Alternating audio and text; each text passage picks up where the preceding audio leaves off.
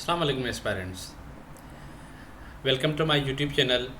आज हम अपनी एसपीएससी और सीएसएस एमपीटी और असिस्टेंट इलेक्शन कमिश्नर की स्क्रीनिंग टेस्ट के हवाले से जो हमने सीरीज़ अपने चैनल पे स्टार्ट की है उसको कंटिन्यू करते हुए आज हम वर्ल्ड की ज्योग्राफ़ी के अंदर ऐसे टॉपिक को देखने वाले हैं जिसको आप कह सकते हैं हॉटेस्ट टॉपिक है। और इसमें से बहुत सारे क्वेश्चंस हमेशा, चाहे वो सीसी हो, एमपीटी हो या कोई भी एक वन पेपर एग्ज़ाम हो, उसमें से सवाल आते हैं। वो टॉपिक है global choke points, disputes and conflicts. तो आज हम बात करेंगे ग्लोबल चोक पॉइंट्स। ये जोग्राफिकल चोक पॉइंट्स होती हैं जहाँ पर ये एक्सपेक्टेड होता है कि दुनिया के अंदर कभी भी जाके वो कन्फ्लिक्ट का सबब बन सकती हैं, या फिर वहाँ पर कोई ना कोई अगर वर्ल्ड वार हो स्टार्ट होनी चाहे तो इन चोक पॉइंट्स की वजह से होती है। तो ये आपको पता होना चाहिए बीइंग एस्पायरेंट के उनकी लोकेशन कहाँ पर है, वो कौन से कॉन्टिनेंट में आते हैं, उनको कंट्रोल कौन करता है और वो इम्पॉर्टेंट क्यों है। ग्लोबल चोक पॉइंट उसको आखिर कहा क्यों जाता है। तो आज हम डिटेल के अंदर जो भी मेजर ग्लोबल चोक पॉइंट्स हैं जो कमीशन पूछ सकता है, आज हम उनको देखेंगे। फ़र्स्ट ऑफ ऑल स्टार्ट करते हैं। तो फर्स्ट पे आता है स्ट्रेट ऑफ हॉर्मोज़। स्ट्रेट ऑफ हॉर्मोज़ की जो लोकेशन है वो मिडिल ईस्ट के अंदर आता है, जो एशिया कॉन्टिनेंट के अंदर आता है। ये बेसिकली ईरान, ओमान के कोस्टल एरियाज़ को कंट्रोल करता है। इंटरनेशनली वाटर के अंदर 20% ग्लोबल दुनिया का जो क्रूड ऑयल है या एलएनजी है वो इसी पर्शियन गल्फ़ से निकलता है। और 1980 के 88 के दिन में टैंकर वार भी यहाँ पर हो चुकी है। और 2019 में यूएस ईरान इशू हो सकता है। आप देख सकते हैं कि स्ट्रेट ऑफ हॉर्मूज़ कितनी इम्पॉर्टेंट है। तो आपसे ये सवाल कमीशन पूछ सकता है कि कौन से कंट्रीज़ के दरमियान है। तो ये ईरान और ओमान के दरमियान है। इसको पर्शियन गल्फ़ भी कहा जाता है। उसके बाद आ जाता है बाबल मंदिब। ये ईस्ट अफ्रीका है और मिडिल ईस्ट के दरमियानी का हिस्सा है। ये एक छोटी सी एक इंटरनेशनल स्ट्रेट है, या आप इसको गेट बिटवीन रेड सी और गल्फ़ ऑफ ईडन भी कहते हैं इसको। ये बहुत ही इम्पॉर्टेंट रूट है, यूरोप और एशिया को मिलाता है, क्योंकि यहाँ से एनर्जी और कंटेनर्स यहाँ से निकलते हैं। और रिसेंटली जो यमनी हुथीज़ हैं और जो ये गज़ा के अंदर जो वार हो रही है, तो इस बाबल मंदब के ऊपर बड़ा ही लेवल के ऊपर यूएस और जो इज़राइल के जो टैंकर्स हैं उनको इसी एरिया के ऊपर यमनी हुथीज़ टारगेट कर रहे हैं। तो इस हिसाब से ये बड़ी ग्लोबल चोक पॉइंट है। ये आपको इसकी लोकेशन याद रखनी है, ठीक है जी। और ये किसके दरमियान है? यमन और सोमालिया के दरमियान है। उसके बाद Swiss canal most important again. Swiss canal जो है वो नॉर्थ अफ्रीका के रीजन में आता है। ये बेसिकली इजिप्ट में है और सिनाई इजिप्ट का जो मेन लैंड है, इजिप्ट दो हिस्सों में बटा हुआ है। इंटर कॉन्टिनेंटल कंट्री है। इजिप्ट का एक हिस्सा है एशिया के अंदर, एक हिस्सा है अफ्रीका के अंदर। तो रेड सी उन दोनों के दरमियान गुजरता है। और स्विस कैनाल बेसिकली कनेक्ट करता है रेड सी को और मेडिटेरियन सी को। ये एक शॉर्टेस्ट सी रूट है एशिया से यूरोप या यूरोप से एशिया तक। ये दुनिया का 10 से 12% ग्लोबल ट्रेड यहाँ से गुजरता है। और ये अक्सर पूछा जाता है इसको इजिप्ट ने कब नेशनलाइज़ किया था। ये बना तो था 1869 में और इसको इजिप्ट ने नेशनलाइज कर दिया था 1956 में। और ये बंद था एक अरसे में जब 1967 और 75 की जो वार लगी थी इज़राइल की अरब कंट्रीज़ के साथ, उसके अंदर। फिर आपको एक रिसेंटली 2021 के अंदर एक शिप फंस गई थी इसी कैनाल के अंदर जिसका नाम था एवर गिवन। ये एक शिप थी, इसका नाम याद रखिएगा आप, ये अक्सर MCQs में आ गया है। तो इस वजह से ये स्विस कैनाल बंद भी हुआ था। तो ये स्विस कैनाल की बड़ी इम्पोर्टेंस है। उसके बाद straight of Malacca, longest straight of the world, ये साउथ ईस्ट एशिया के अंदर है। ये बेसिकली एक इंटरनेशनल स्ट्रेट है और मेन ईस्ट इंडिया और आप ये कह सकते हैं कि इंडियन ओशन और पैसिफिक ओशन को कनेक्ट करती है।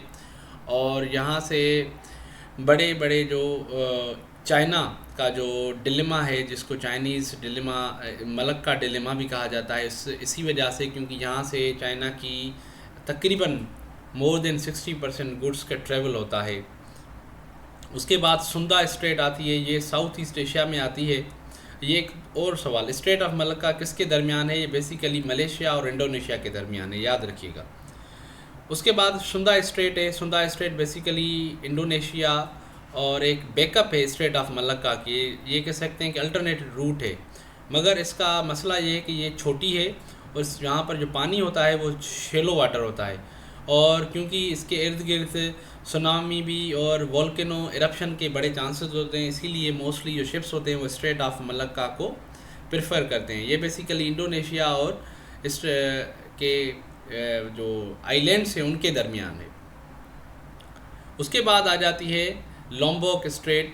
लॉम्बोक स्ट्रेट भी बेसिकली साउथ ईस्ट एशिया में आती है। इंडोनेशिया के जो आते हैं आइलैंड्स उनके दरमियान है, और ये भी एक स्ट्रेट ऑफ मलक्का का जो है अल्टरनेटिव है। अगर वो बंद हो जाती है तो लॉम्बोक स्ट्रेट को लोग प्रेफर करते हैं।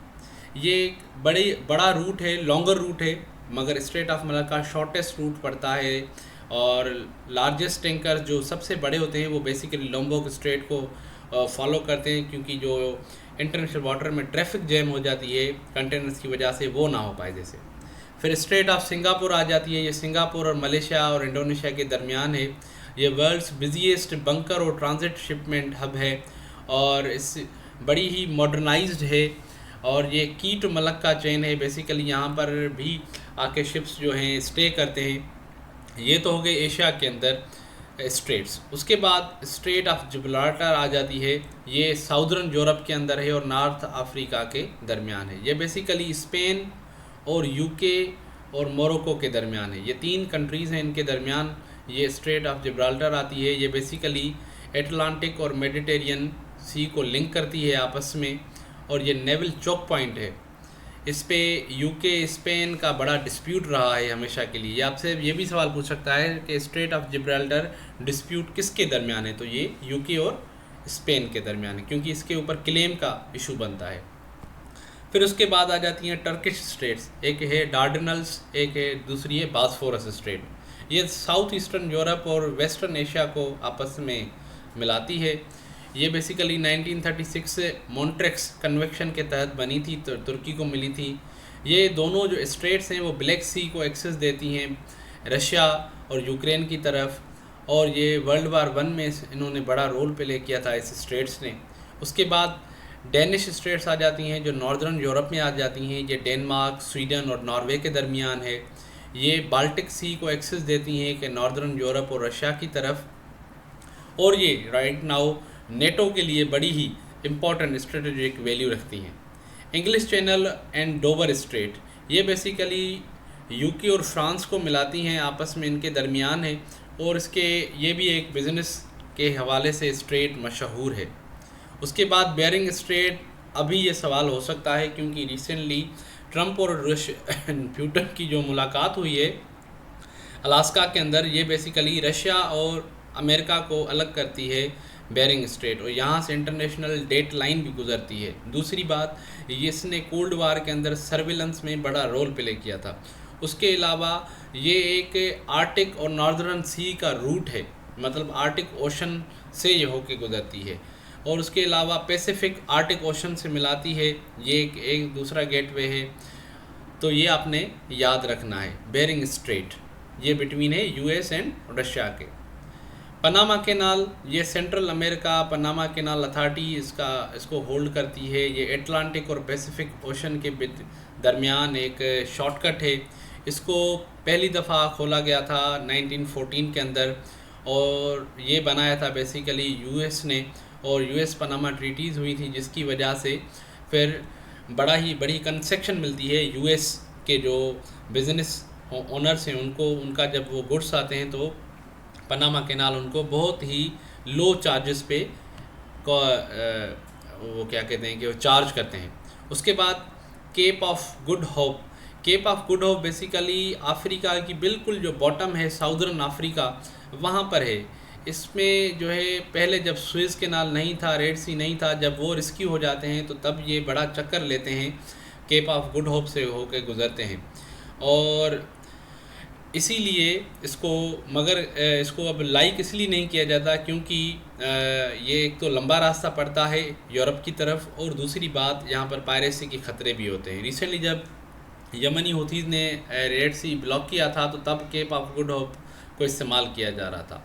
केप ऑफ हॉर्न या ड्रेक पैसेज दुनिया का सबसे ख़तरनाक रास्ता है इंटरनेशनल वाटर्स का, ये साउथ अमेरिका के अंदर है और ये अल्टरनेटिव रूट है अटलांटिक और पैसिफिक ओशन को। अब आपसे ये सवाल पूछ सकता है कि ड्रेक पैसेज और पनामा कैनाल दोनों अटलांटिक और पैसिफिक रूट को आपस में मिलाते हैं, मगर ड्रेक पैसेज बड़ा ख़तरनाक है, पनामा कैनाल बड़ा ही जो है वो सेफ पैसेज है।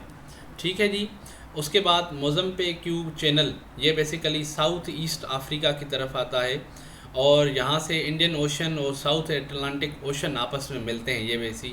ये चैनल जो है इन दोनों को मिलाता है, साउथ अटलांटिक ओशन और इंडियन ओशन को। यहाँ पर बड़े ख़तरे होते हैं, साइक्लोन रिस्क होते हैं, पायरेसी के बड़े ख़तरे होते हैं, इसी वजह से इसको कम ही इस्तेमाल किया जाता है। उसके बाद आ जाते हैं ईस्ट एशिया की तरफ, जहाँ पर ताइवान स्ट्रेट है, ये बेसिकली ईस्ट एशिया में है। ये एक इंटरनेशनल वाटर है, ये बड़ा ही साउथ चाइना सी के अंदर जब ये आते हैं तो इसमें बड़े मसले होते हैं। PRC कहा जाता है, people's republic of China, and ROC कहा जाता है, रिपब्लिक ऑफ चाइना। ताइवान को कहा जाता है रिपब्लिक ऑफ चाइना, और जो हम राइट नाइल जो चाइनीज़ हैं, जो उसको कहा जाता है पीपल्स रिपब्लिक ऑफ चाइना। तो इन दोनों का बड़ा टेंशन है, ये बड़ा डिस्प्यूट है। ग्लोबल सेमीकंडक्टर ट्रेड इसी ताइवान स्ट्रेट को कहा जाता है, और सेमीकंडक्टर ट्रेड रूट भी इसी को कहा जाता है।